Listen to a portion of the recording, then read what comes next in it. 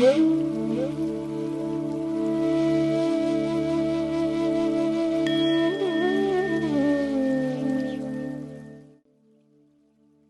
what were the two important pranayamas we were doing today?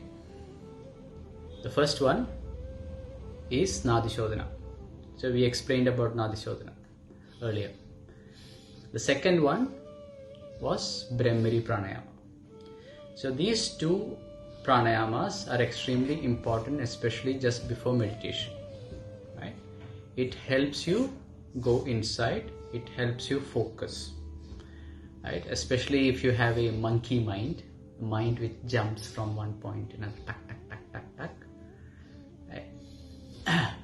Both this pranayama, which is Nadi Shodhana and Bhramari, is going to help you focus. Right? It also improves your memory and all that. So it is very important. Now, today let's look at Bhramari Pranayama. So Bhramari is very important for people who are getting angry too much. Anybody here getting angry too much? A small reason. Oh my God. Okay. I have to be very careful with you. So who gets angry, who gets anxiety attacks? Okay, anxiety is a main thing. Some people, especially girls, some anxiety attacks can happen. Okay, some people have got hypertension or normal, high tension, not hypertension, high tension. Right? So people with all these is going to really benefit from Bhramari Pranayama. Okay. Other thing is migraine. Some people especially have migraine. So if they are having migraine, Bhramari is a very good thing. And another most common thing which everybody is kind of suffering is lack of sleep, insomnia. Right? Sleeping, Ritu is going like, okay. So Bhramari is extremely good for this, to get proper sleep. So for example, at night you are not getting sleep. Right? Sit up, not in bed, go somewhere, okay, outside, sit calm, do Nadi Shodhana for some time, do Bhramari Pranayama for let's say 10-20 minutes, and then you go to sleep. You will feel much better. You'll just go to sleep. Another very important thing, especially because these small, what you call as viruses running around. What virus is running around these days? Coronavirus. Nice name also, right? These small fellows are running around.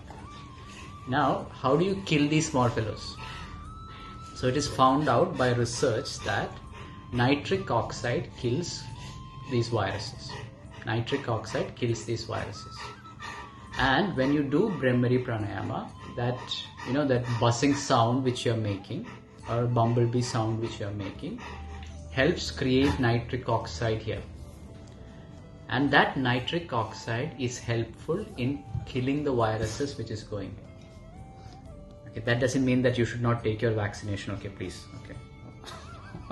Take your vaccination. But Bhramari actually helps in nitric oxide production within your system, and it kills the viruses. Okay. And the other thing which it does is that it also stimulates or activates your pituitary gland. Another thing, pituitary gland as well as the vagus nerve. Vagus nerve is very important for digestion also. Right? So anybody having issues with constipation and all that are going to benefit with Bhramari Pranayama. Now, how do we do Bhramari Pranayama? There are multiple ways of doing it. Okay. The easiest way, not complicated way, is you make the bumblebee sound. Bhramari means bumblebee, right? Bumblebee sound is like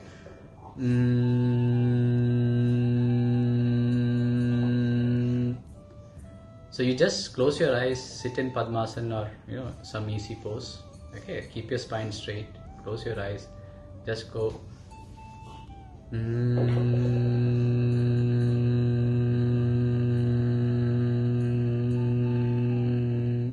See, simple. That is the simplest one. Now we make it a bit more tougher. Okay, then you can actually the cartilage here, you're pressing it with your finger. Either this finger, index finger, or the thumb. Right? You press it, you can keep it here, and then you can say or keep it like this, say that's the second version of it. Right? Now a bit more advanced version. That is what Asta was showing you with Shanmuki mudra. Okay, Shanmuki mudra, you know, some people they say it's 6 gates. Okay, Shan means 6. Some people say it's actually 8 gates, especially in the tantric books. It is says 7 gates, not 8 gates, 7 gates. Okay, which are the 7 gates? 1, 2, 3, 4, 5, 6. That 7 is the mouth. So you close all these using Shanmuki mudra, and then you chant or you make the buzzing sound, like right? So these are. So now, what is the benefit of doing these over the normal process? Anybody? Right? This actually improves introspection. Right? Instead of our senses going out, it actually does introspection, going inside. And also it improves the sensitivity to subtle stimuli, whether it is, you know, hearing or eyesight, all of that. It improves your stimuli, right? It improves the sensitivity to stimuli from the senses. Okay. And then the next step is that you can do the sense withdrawal, or in Ashtanga Yoga, in Patanjali's Ashtanga Yoga, you have got something called Pratyahara, that is sense withdrawal. Another thing which all of you have to remember, it is very good for your facial muscles. It gives you a charm on the face. It relaxes all your facial muscles. So I told you about makeup, right? You can eventually avoid putting makeup when you're doing yoga. That is another thing, right? Especially if you do a little bit of palming and then do that, it improves the quality of the facial muscles, as well as it gives a charm on your face, right? And eventually I had told you about something called the Anahata Sound. Anahata Sound is internal sounds. So when you're doing this, eventually you will hear some internal sounds, not the sounds which Pusu is making, but you know, internal sounds. Have you ever heard of these internal sounds? So you are all used to hearing external sounds, right? When you're doing this Bhramari Pranayama, especially with the eye closed, you can start hearing some buzzing sound coming from inside. Okay, some nice sounds. It can be a buzzing sound. It can be like a cricket sound. Yes, a nice, beautiful sounds coming from inside you. This is what you call as the Anahata Sound. So it all help, and that once you start hearing that sound, if you just focus on that sound, it is easy for you to meditate. Just focusing on that sound is meditation, called the Anahata Sound. So all of this is part of the Bhramari practice. So Bhramari practice, normal practice, along with Sambhavi Mudra, right? So this is what we wanted to discuss today.